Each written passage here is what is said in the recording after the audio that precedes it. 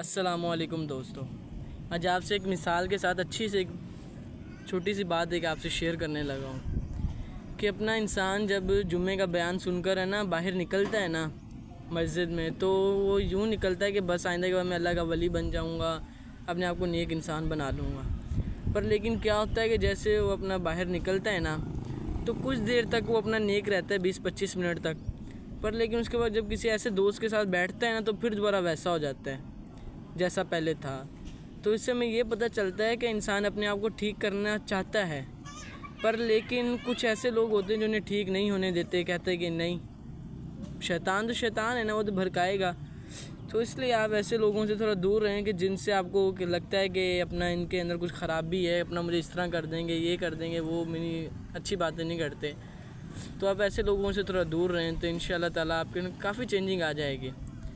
तो इसलिए इंशाअल्लाह ताला हम सबको अल्लाह ताला अपनी रहमत में ले। तो यही बस इंसान की एक ज़िंदगी है कि इंसान अपने आप को ठीक कर ले। जज़ाकल्लाहु खैर।